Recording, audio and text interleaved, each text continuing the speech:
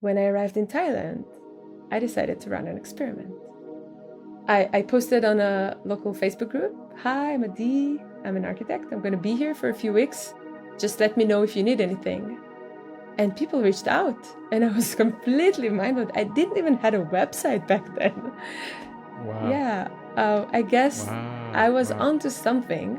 I wasn't really sure Uh-huh. what back then, but it became clearer and clearer with time.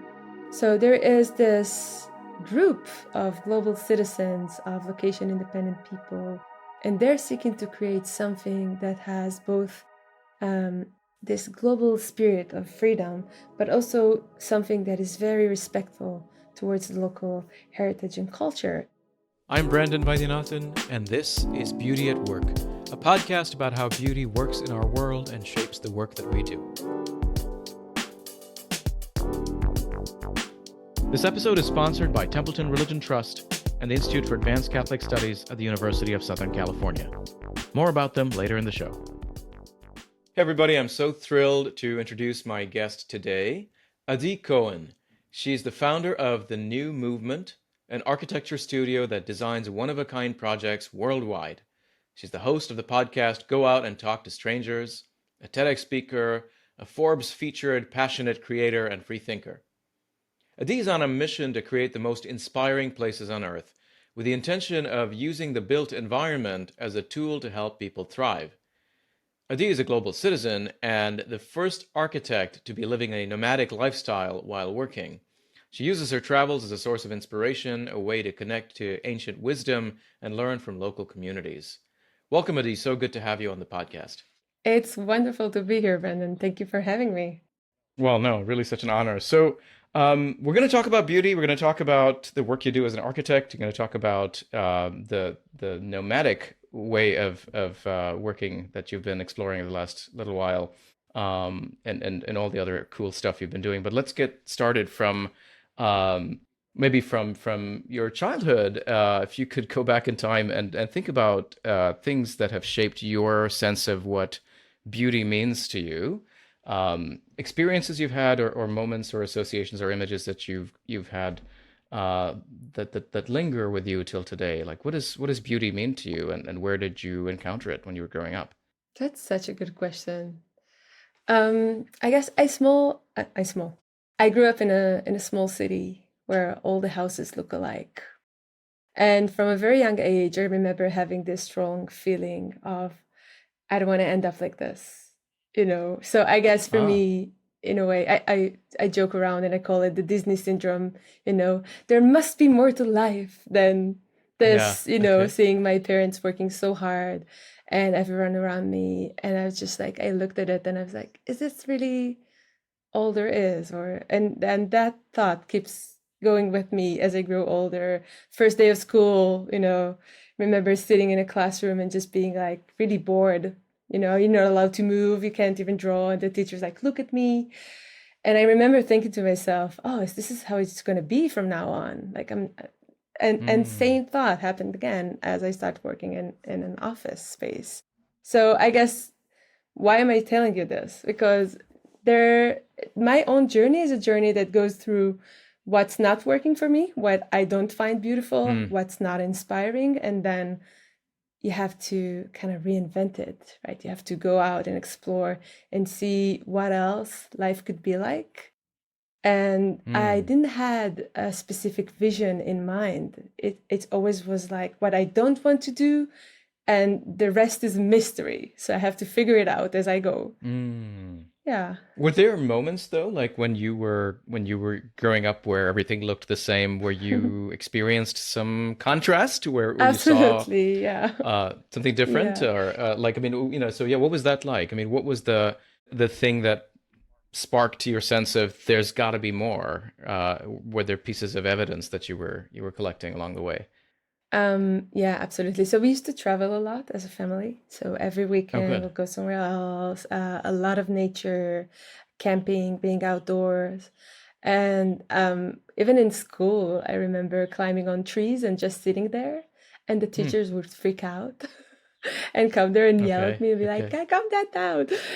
Because I don't know, Okay. there is something there that I find beautiful in that perspective, or, being like really Mm. high up on a tree, that Mm. I find was beautiful. Another thing that I used to do as a child was I had this big window in my room, and I would just sit there and look at the neighbors' houses and see if I can tell who is about to switch on or off the light. I don't know why it fascinated Oh. me. Huh. Okay. Yeah, it was just, Wow. yeah, welcome Yeah. to my childhood.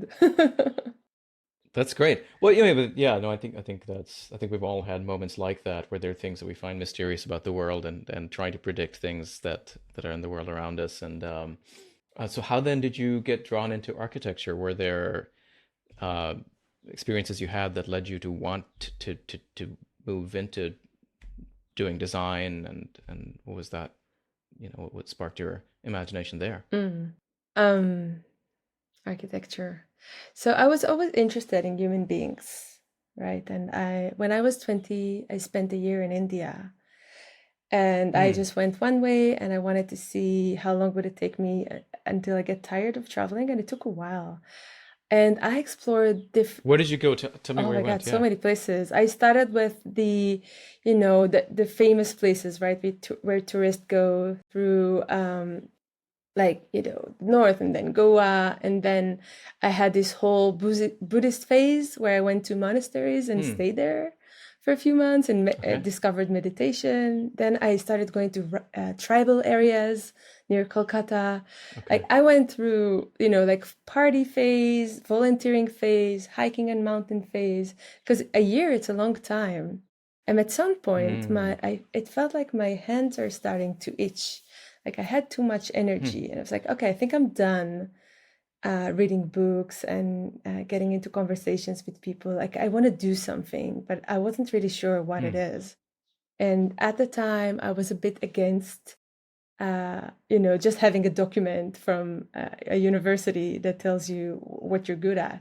I had this romantic vision in mind of, I want to have if I'll ever want to learn anything, I'll just find a master and, work my way into learning that thing, some sort of a Huh. apprenticeship, I think it's called. Mm-hmm. Apprenticeship. Yeah. Yeah. Yeah. And then I was working in this studio for creating light fixture from porcelain. And every day I would hitchhike home. And I liked Wow. engaging into conversations with strangers. That's something that I still do. It's even the name of my show. It's called Go Out and Talk to Strangers, because it's part of my life Okay. philosophy. It always exposed me to new Uh-huh. views. And one day, someone kind of like planted this idea in my head. She's like, you don't have to get a degree, but maybe just take a class in something that you find Hmm. interesting. And then it stayed with me. What do I find interesting? What do I find interesting? Hmm. And architecture came to mind. Because my mom co-founded an ecological farm in Israel, educational farm. Okay. And I remember being very excited about sustainable design, but it always Okay. seemed not enough. It's always a bit Hmm. tired. It's not as pretty as normal houses. And I just thought that we can do that better, in a sense that it's not a Okay. step down in like how we live. Maybe we can make it even better than standard houses. And then I realized that it's 5 years to become an architect. And I was so scared of that commitment. And a very wise friend of mine advised me just to start to do the first year and see how that goes. And I completely Hmm. fell in love with architecture. Yeah. Why? Say what about it? Uh, it was just so magical to be able to create spaces. We Hmm. had a lot of, first year, it's a lot of foundation work. So history of architecture and art, and drawing lessons, and the craziest ideas that you can imagine. It's like you're just starting, so they like let you express all the wild things that you have in you. And Mm-hmm. that dynamic, it's like that building, the School of Architecture, had people 24 hours there. It was always the light is on. There was this collaborative spirit where you can always go to the third floor or to the first floor and talk to other people in 3 a.m. and brainstorm your projects. And it just completely lit me up. And I fell in love with doing that. So you're talking to strangers all the time. You're building collaborative projects together. You're shaping the space around you. Did you? I mean, so there's it's a bit ironic though because of there's such a commitment to place, right? With art, I mean, you have a building that stays in one place; it doesn't move around. Yeah. And then there is your sort of nomadic spirit. Actually, I wanted to ask you about that a little bit, but how did you reconcile that just with your own sort of interest in movement and travel and so on with the kind of commitment to place and space that architecture requires? Yeah, that's a great question. And it's always, that tension between being still and moving. And I think that this is where the essence of life is. So for me, I started by being still. The first job I got as an architect, I was a third-year student and I was presenting one of my projects in an exhibition. And someone walked up to me and said, "Who designed this?" And I said, "It's me." And he gave me his business card and he told me, "Call me." And this is how I started to work. Wow. And Brendan, I was so excited to finally start a real job with real buildings and, not cardboard and like designed for real clients. Right. And and life happened, I think, as I started to experience the reality outside of the academic world, it was so different. We did creative work just a little portion of our time, and then the rest of the time you're just drawings and bureaucracy, and that's good. We need that. That's part of the training. Sure. But I felt unfulfilled for such a long time. Then I moved into a smaller firm. So it took me 7 years to admit that this is not working for me. And I became a partner. It was a long time. Then a personal crisis happened in my life. Me and my partner, we decided to split, and a dear friend of mine passed from cancer. And at that point, I was changing apartments in Tel Aviv. I'm from Israel originally, all the time. And it just felt like the city is trying to push me away, right? There was a 24-hour construction site in one apartment. Then I'd moved to a different one. And there was a club on the weekend that makes the building shake. And I just felt like, wow, enough is enough. I don't know what I'm going to do next, but it's definitely not living the same day over and over again.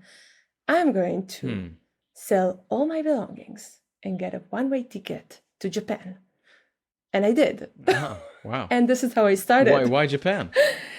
Oh, why not? It's like I was so fascinated by Japan and Japanese culture.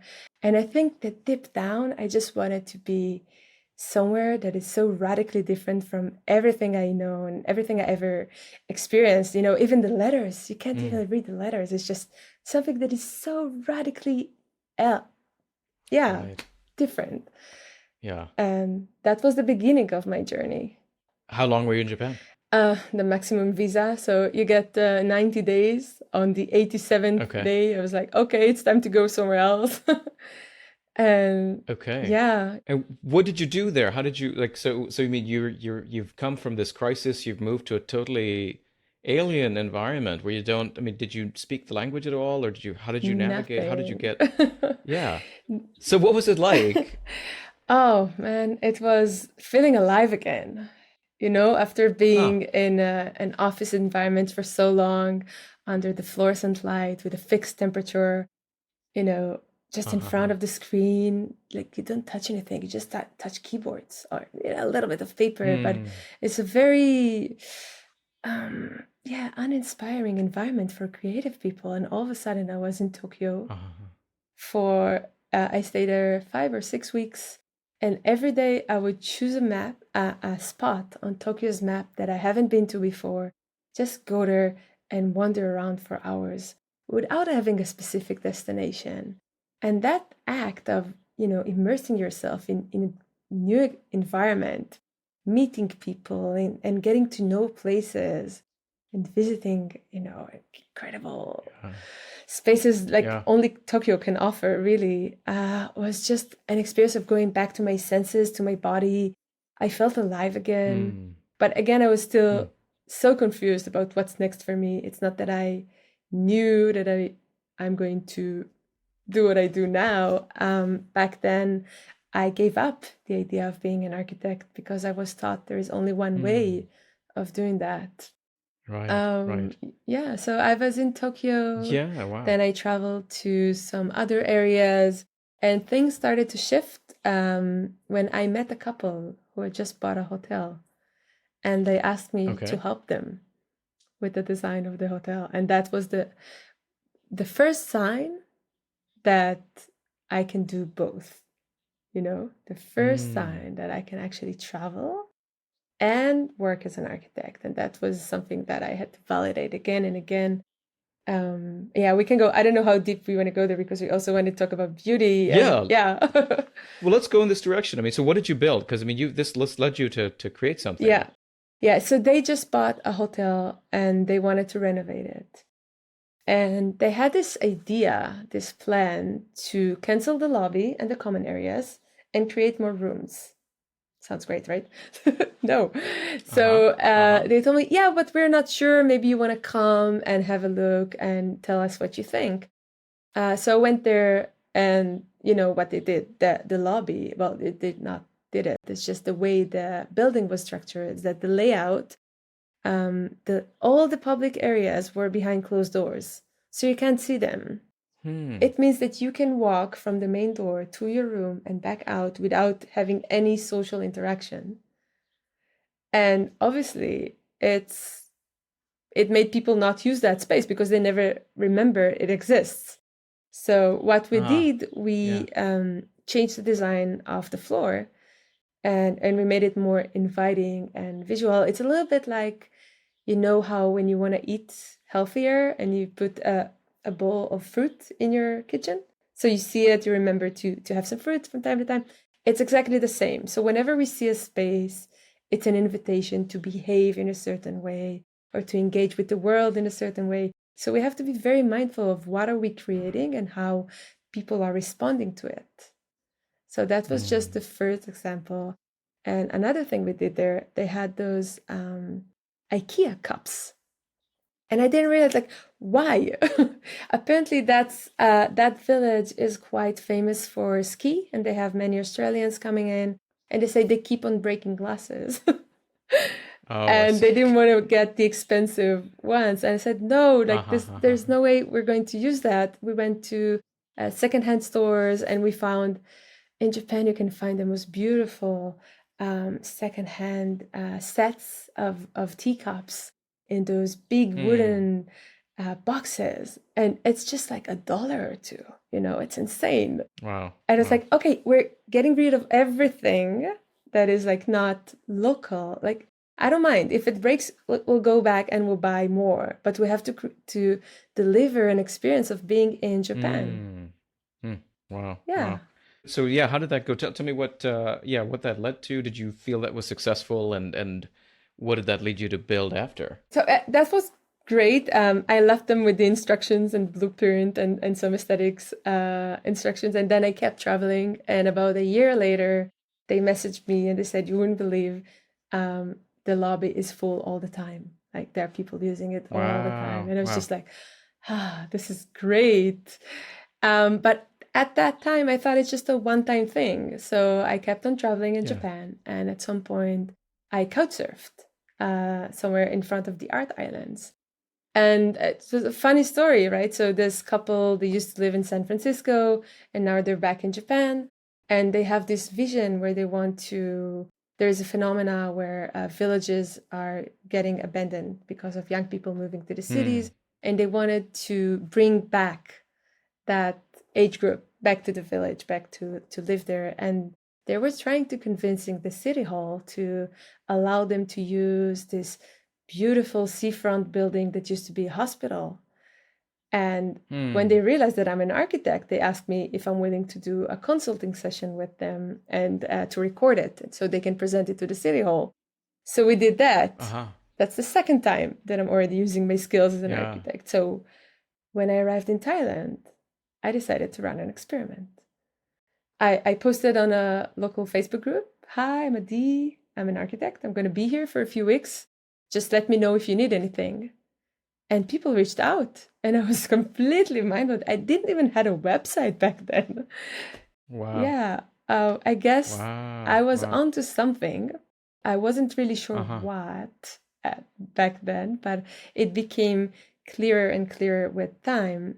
So there is this group of global citizens, of location independent people, and they're seeking to create something that has both um, this global spirit of freedom, but also something that is very respectful towards the local heritage and culture. Mm. And when they're looking for an architect, they're looking for someone who understands both worlds. And Mm. that was me for some of them. And then I made my part of the deal, which is I had a website planned and I started spreading the word wherever I went. And also, I needed to change. You asked, how does it work, right? Because buildings, it takes time, and usually you have to stay there for a few Yeah. years. So I had to find which part of architecture can I do on the go or can I specialize in? Mm. And obviously, also my license does not apply globally, right? That's another Yeah. thing. Right. Right. Right. So Right. basically, it's the same model as the biggest firms in the world are using. Concept development and then collaboration with a local firm that does execution and licensing. Mm. So I really did not invent anything. I just didn't wait for me to, I don't know, become this really big brand and then to receive the Yeah. invites to go places. I just created those collaborations before. And that allows Yeah. me to do what I love best, and that's design. While also doing the traveling that you love to do. Yes. So let me ask you, just going back to Japan. I mean, so you've, because you've grown up. I mean, and again, I don't know when you mentioned you were traveling with your parents. Was it in Israel, or were you traveling around the world, or what was Oh, that like? I'm just curious to know how mhm. you reconciled aesthetic styles, and because they're so culturally specific, right? The things that we're used to in a particular culture um, might be very different from what others in different cultures find aesthetically pleasing. And so when it comes to design, did you find that to be a challenge, or moving from Israel to Japan, what was that like? So I'm just really curious to how that played a role. Yeah, absolutely. Great question. I never left Israel before that trip to India. Hmm. We were just Wow. traveling in Israel and mostly in nature. Um, Yeah. but you know what? I do think that we have different aesthetics with different cultures, but we also have subconscious tendencies as human beings. And there are some patterns Hmm. that we all respond to because of the way we evolved. And when we design, we accommodate those, right? We always have to add the local layer, but Yeah. underneath that, the aesthetic DNA of human beings is kind of similar. Do you agree? Well, give me an example. So, I mean, I think you talked about the fruit bowl as being a kind of way in which the space we're in almost forces us to respond a certain way, or the lobby, Mm-hmm. right, where you create an open space that forces people to come to. Yeah. What are the other kinds of examples that you've used? Oh, so many. So let's talk about an experience that everyone knows. For example, going into a supermarket. You feel overwhelmed, Hmm. you turn right. You stick to a wall. Hmm. That's something that we all do because that's safer. And we behave differently in spaces that we know and we don't know. And whenever you look at a public space and you can see where people are spending time with, there's an incredible documentary, I think it's from the 60s, called The Social Life of Small Urban Spaces. Have you watched it? Hmm. No, No, no. it's wonderful. They're so insightful about how people behave in spaces and how they interact with each other and what they enjoy doing, and what is that Hmm. sense of agency that people have in a space, and uh, Hmm. how they respond to the sun or sitting in the sun or having some shade. Right. So let's talk a little bit about patterns, right? There is a pattern called Ah. prospect and refuge. Is that feeling of being protected from above and behind and overlooking a distant view. Hmm. That is something that Hmm. our neurobiological body responds to it so much. That's why we love, viewpoints. Yeah, that's like where we met Exactly. in Lisbon, right? Exactly. It was that sort of location. Yeah. Exactly. So Yeah. Wow. imagine viewpoints, window seats. There is something irresistible about them. And tall men, women that want to have a tall partner. It's the Right, same right, pattern. right. It's like, oh, I want to feel protected. This is it. And we don't think about those things. But in design, actually in retail design, we think about it all the time, right? Like the Hmm. scent design and shelving strategy and how we feel about things that are in eye level or above eye level or below eye level. But what if we use the same ideas for good, for creating Mm-hmm. inspiring Mm-hmm. places, for creating places that amplify well-being and mental and physical health? We can do that. We have the Yeah. tools. Right. Are there ways in which these insights have shaped your particular creative vision? I mean, is there a way you would describe your distinctive architectural style, and does it cater to some of those elements? Yeah, absolutely. I wouldn't say it's a style, but I think it's an approach or a way Mm. to Mm-hmm. ask questions. As I said, I like asking questions. And on our website, there is an incomplete manifesto that keeps changing because of how knowledge keeps changing and how we are. But definitely to be able to tap into different cultures and places. Brendan, if you look at my world map where I've been, it looks like a kid drew on it. It's just so full of Uh-huh. lines. And I find it incredible as a creative to be able to experience with all of my senses different places around the world, different scales Right. and patterns and light and building techniques. And this is just like, mind blowing. And Mm. as good as it gets, really, as a creative to Oh. be able to experience that. And what I noticed is that some places have that magnetic feeling, that timeless Mm. quality that we feel drawn to. And I think we all know it in our gut feeling when we see a place and you just go, oh, I love it here. Oh, I wish I could live Mm. here. We had that maybe in Italy, it's quite often that you walk Mm-hmm. by a house or a balcony, just think, oh, it would have been great to live here. And also the other experience of being somewhere and feeling contracted and restless, but it's all right. You don't know why you're feeling so weird, but you can't wait to leave this place. So we all had those Right. experiences, and it has nothing to do with budget. And it made me Yeah. think, okay, Yeah. how can we create those kind of places? And it's just a set of, yeah, like so many different things that we can take under consideration depending on the site, the project, which kind of moments we want to create there. Where are we in the Mm. world? What time of the day people are going to use this building? There's so many factors to take into Right. consideration. Yeah, yeah. So it has to be, yeah, it has to meet the specific needs of the people at, in that context and the purpose, I Hmm. suppose. Um, are there particular projects, or is there one that comes to mind that you would consider beautiful, that you are especially proud of, or one that for you would exemplify what beauty looks like to you in your work? Yeah. So I'm working now with a developer on this future of work concept. We started developing it at Hmm. the studio. It's called the Irresistible Office. But actually, what we're going to Okay. do there, it's this co-working space that's in nature. And why I think it's especially beautiful, it's because it invites people to rethink how we are operating in this world. Hmm. We're all been through the cubicles, dark time in history. Let's not talk about it. It's definitely, Yeah. not not productive, no, not creative to feel that someone always looking over your shoulder and the corner office, and it's such an industrial mindset. And as we're Right. shifting from quantity of hours to quality of work, and AI and all that is becoming part of our life, what is the human Hmm. factor that we need to nourish? And that's creativity, that's agency, that's movement. We're not meant to sit for 10 hours a day. That's not how we are wired. Hmm. That's not what stimulate our brains. So we need to, Yeah. how do we create a space where it invites people to incorporate movement into the day and to go into deep workflows and flow states, maybe if we allow them enough, and how a collaborative work looks like today.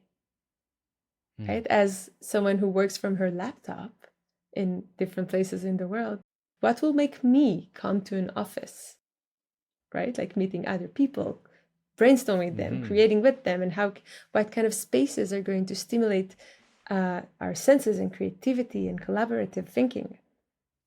That's fun. That's something we can play with. Yeah. So I think it's going to be beautiful because it's going to allow people not only visually pleasing, but also allow them to bring their full self to the workplace, to that company or retreat.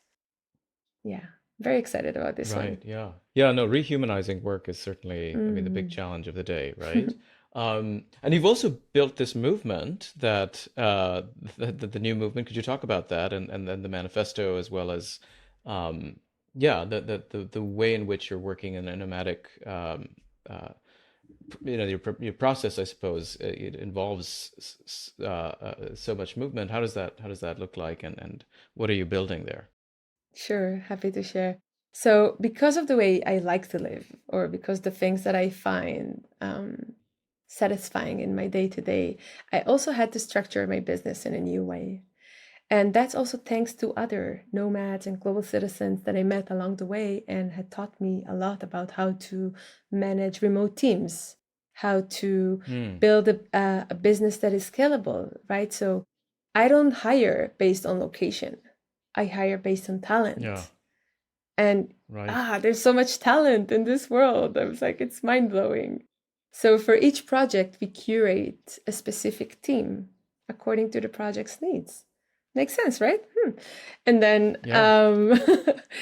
uh, also, we like to do some things that are not very common in the architecture world. For example, design sprints using methods from design thinking. And why not do a 3-day workshop when you start a project on Right. site with the founders, with experts, with, permaculturists and Yeah. everyone we want to bring on board. And everyone prepares a presentation, and then we can brainstorm together and start the project from when we know so much more, instead mailing for months, just like, random things. To be able to celebrate creativity and collaboration in that way, and really to ideate and identify the problem that you're trying to solve in that specific project and how together we're going to do it.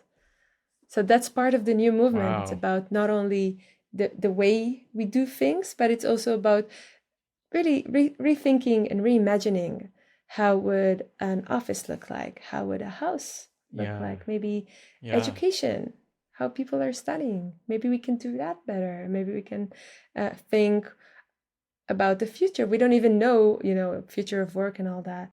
We say that 10 years from now, most of the jobs haven't been invented yet. So what are we even teaching those young people?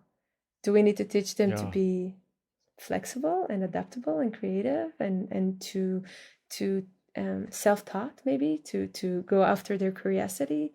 How do we design a space that supports that? Yeah. Yeah. Many questions. Right.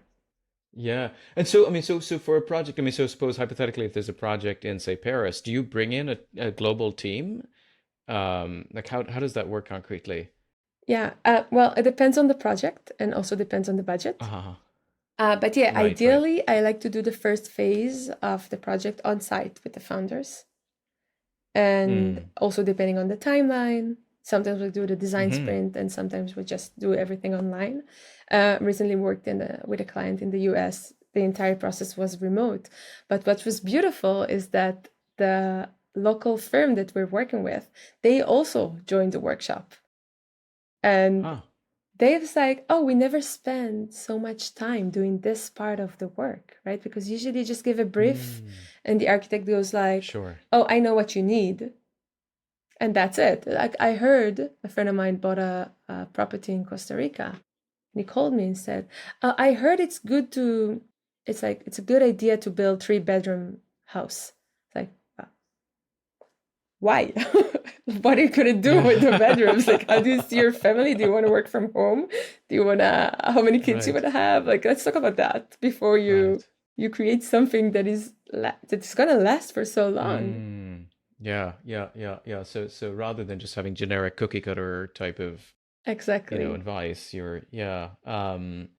So I mean, another challenge I wonder if how do you deal with this is working with people from around the world brings its own unique challenges, right? Sort of people have their own cultural expectations and ways of working, and do you find that to be a challenge? Are there ways to make that process of working together beautiful, or do you find obstacles to that?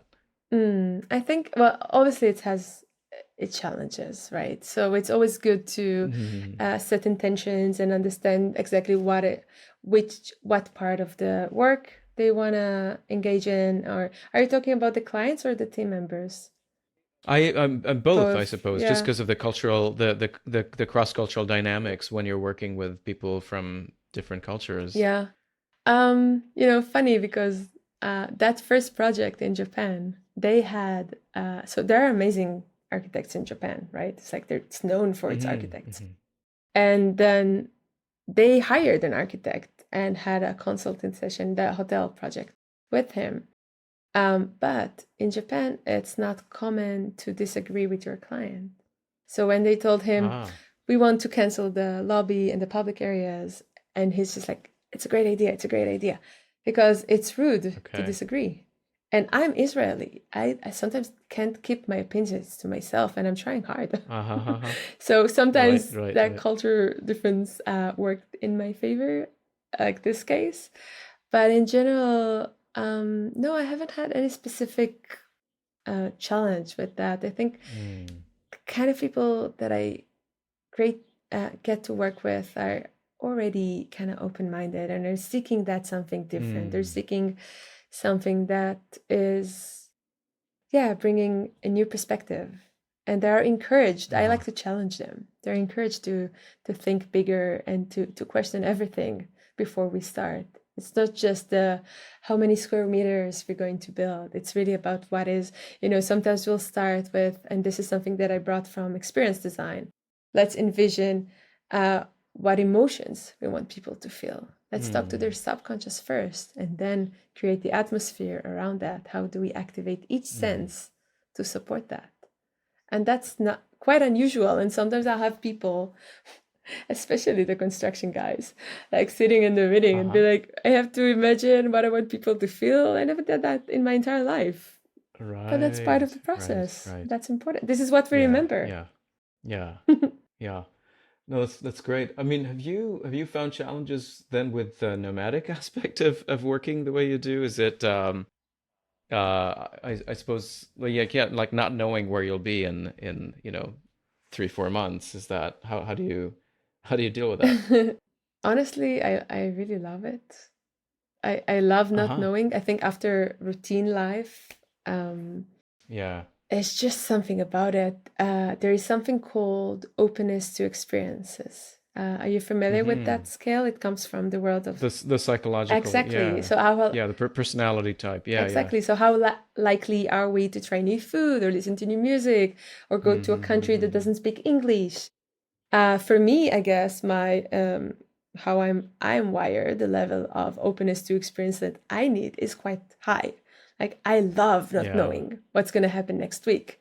Because right. like now I'm in France. I wasn't planning on coming here. I got invited to a conference. I said yes. Uh-huh.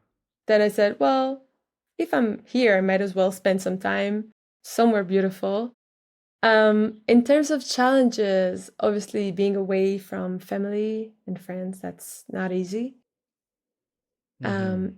And sometimes I do want to touch the materials. That's one thing. We're building a project in Portugal, and last year I was in Berlin, and we needed to finalize some of the colors for the walls and some of the tiles that we chose for the project. And I have my local team there, and they're doing incredible work, but I still want to see it. So am I just going Yeah, to of fly course. in to have a look at the materials? So instead, I found someone who is selling the same products from that company in Mm. Berlin, somewhere like Hmm. 1 hour outside of the city. So I just went there and Okay. Yeah. But yeah, that could be challenging for Okay. sure. Yeah. And you've, I imagine, encountered others who are living this sort of nomadic lifestyle. Is there a way of building community in this way of life? Could you talk about how this is not an isolated experience, I Oh suppose, no, it's or an sometimes isolating experience? sometimes it's too social, to be honest. Oh, The really? location independent movement and digital nomads grown so rapidly in the past few years. So I started five Yeah. and a half years ago, and it was still, in the making.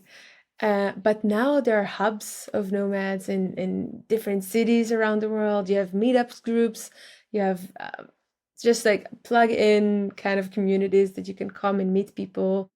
Also, co living. I don't know if you're familiar with the concept of co living. I'm not. Okay. Yeah, no, no. Co-living, it's like the older brother of co-working, right? So it's Uh-huh. intentional living in a community setting where Okay. you'll have a slightly smaller apartment in exchange of having some beautiful communal areas. Many of the guests in my podcast are co-living founders. And the early adopters of co-living, which is now booming and spreading all over the world, were nomads, because you travel somewhere Mm, and you want to meet people right. that are not only tourists and they want to do sightseeing and move on. They want to stay there for a month or two, pretend they're locals, rent an apartment, Uh-huh. and Uh-huh. meet the neighbors and all that. And co-living allows you to stay longer in places. It's usually fully furnished, and you get to meet a lot of awesome people from different places around the world. So that Okay. helps. Wow. It's Yeah. fascinating.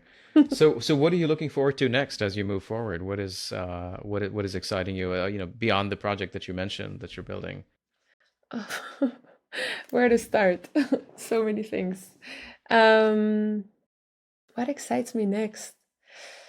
Honestly, is it just keeps getting better all the time.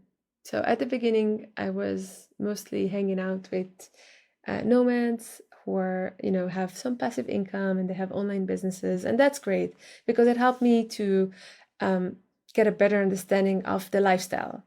How can you Mm, work not 8 hours a day? Maybe you structure your business in a way that you have some times that are more busy and some other times that you can hmm. recharge. And that's great. And I learned a lot from it, and I'm super grateful. But something in me looking for a bigger purpose to connect with people who Hmm. have bigger missions, and they want not only Mm. to have their cocktail by the beach with the laptop, but also wants to create um, ripples of impact in the world by using Yeah. their Yeah. energy in for a greater mission, like I'm feeling in my business. And I find myself seeking more Mm. those places like where we met, right? Places where people Hmm. come to connect with other interesting minds and co-create. Then there are many, many seeds are being planted there, and some of them sprout a month later or 2 years later, and you never know what's coming next. Um, so being part of those community makes me feel like I belong, makes me feel like I'm finding my Mm. tribe, and it's okay that I'm not satisfied with just, 9 to 5, going back home and watching Netflix. That's okay that it's not for Right. me. I'm craving adventure, Right. Right. I'm craving deeper connections, and I'm willing to work really hard to make some impact in the way that we use our buildings. I don't know if you know that we spend about 90% of our time indoors. That's Mm. insane. Wow. 90% of Yeah. our Yeah. lives. Yeah. And we're so busy biohacking everything nowadays. We monitor our sleep and we wear those rings and we do ice baths and supplements, Mm-hmm. but we don't really talk about how the places that we live in are affecting how we think and how we feel, and how what Mm. we see outside our windows shapes everything about us. And that's part of my own mission. There are many beautiful people around the world who are sharing this mission, and that makes me sleep better at night. But to be Mm. able to bring this message out and talk about it more and design spaces according to those factors, that's really excites me. Yeah. No, that's a beautiful purpose, and mission, I suppose, to inhabit and to allow that to shape you. And do you find that this, I suppose, the community that you're building allows for friendships that are stable? Because I suppose that's another challenge as to how do you, if you're moving, really get to know people and build lasting friendships. How does that work? Mhm.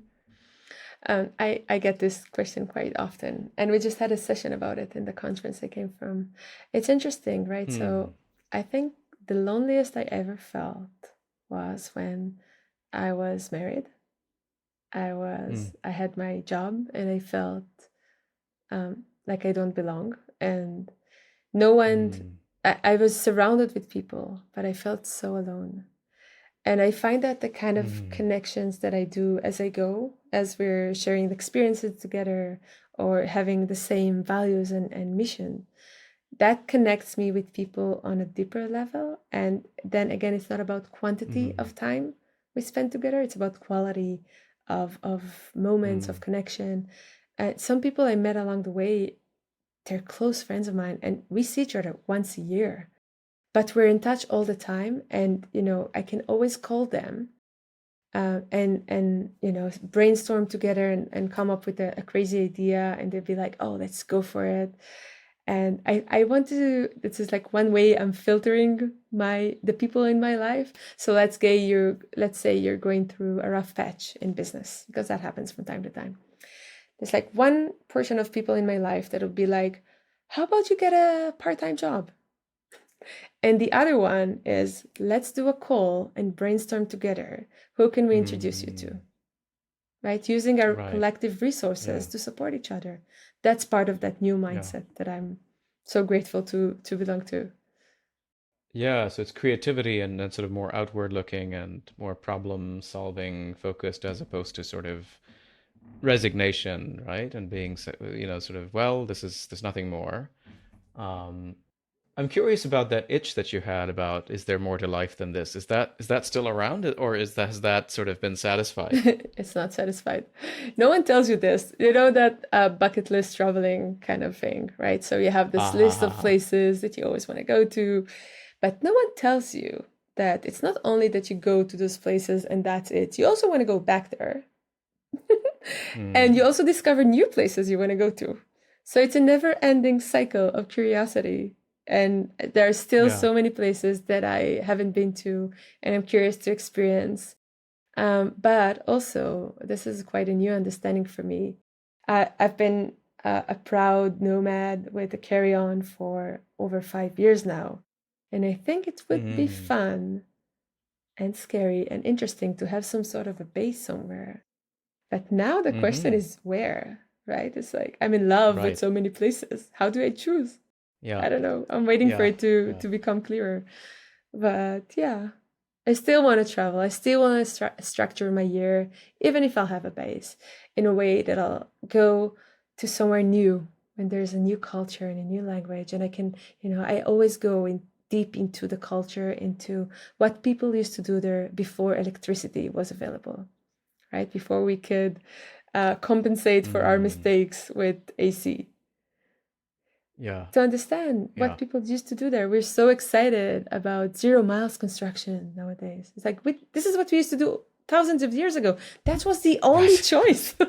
That was the only Right. choice. Yeah. Yeah. Wow. Yeah. Things go full circle. Oh gosh.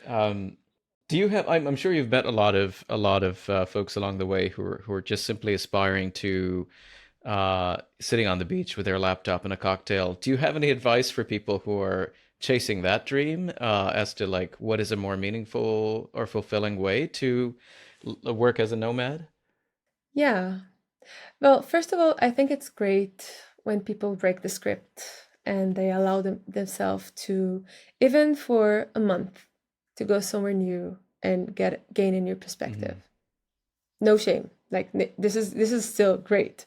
And to be able to relax and go back to what is my own rhythm, as opposed to Hmm. busy life, always being productive, always feeling guilty. Nomadism allow you to Hmm. change the places you live in according to how much you can spend. Like some nomads go to Thailand, and there are places there you can live under $1,000 a month. And then they have time and headspace because they're not so busy paying their bills all the time to come up with new ideas. So sometimes we need that. But to answer your question, there's something called the fascination factor. It's an exercise in positioning. I think it's by Mark Levi, who it's basically a way to write a book, but I use it for other things. So to curate knowledge and to understand, you know how you have those stories that you keep telling or quotes that you like and things that you find personally inspiring. So he advised you to create a database of that. Just as, let's say 10 minutes a day, just write it down. Put everything on paper. I use Trello because I like Trello. But then after a while, when you have like a good amount of data, you start to see patterns. And you start to see the things that are fascinating for you and that kind of like sparks something, you know, when your eyes lit, those things.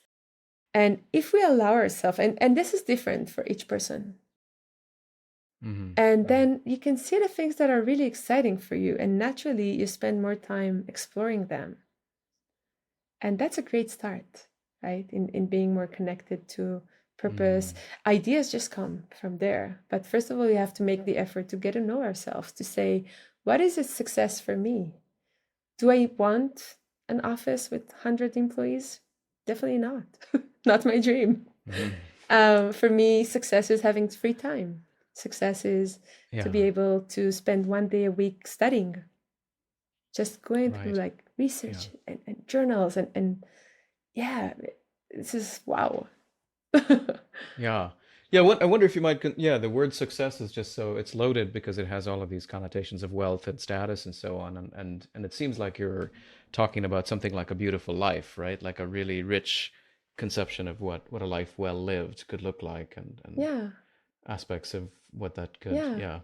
Do we really have to wait until we are retired to love waking up in the morning? Is that something that we want to collaborate with? And do we need all those belongings? Probably not. I love beautiful items, don't get me wrong. But every time we buy something, one thing, we vote with our money. Who are we supporting? Like a big brand, family business and all that. And the other thing that we do, we exchange life for it. How much life did I have to spend? How many hours of work did I have to spend to buy this thing? And if we're honest about it, the best thing in life, once basic needs are met, they're free. It's a sunset, it's sharing a drink with a friend, or sitting with your father on the balcony, or it's like those sweet, beautiful moments in life. They're not expensive, they're accessible to us. And then we have more time. Prioritizing them and structuring your life so that those things are privileged as opposed to sacrificed, right? Is the challenge for many of us. We don't have to go through a life crisis to come closer to that. It seems like that we're always starting by pleasing others or the social scripts, and then we break free from that and say, oh, but what I actually want to do, how I want to live. And I just hope, maybe we can't do it this way. I hope that the gap will be smaller between those two things. Great. No, I'm curious as to whether this is part of what you do is to help others in a similar situation in some way, then to find this way of creating a beautiful life. Is that part of the movement that you've built? Hopefully, by modeling. And I do have people reaching out to me, students and architects who are like, oh, we also want to live nomadically. And from time to time, I do Q&A sessions to try and answer the questions all at the same time, because otherwise I would not have any time left. But I think the best thing we can do is just, live it yourself, walk the talk. That's all we can really do. Great. Well, Adi, thank you so much for your time and for your insights. Where can our viewers and listeners find your work? Where would we direct them to?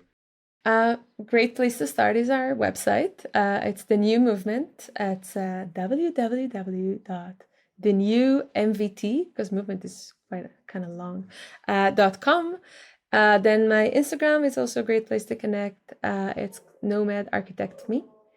And LinkedIn, feel free to reach out. I would really love to hear your thoughts. And yeah, thank you so much for having me. I'm really enjoying our conversations always, and today especially. Fantastic. Thank you.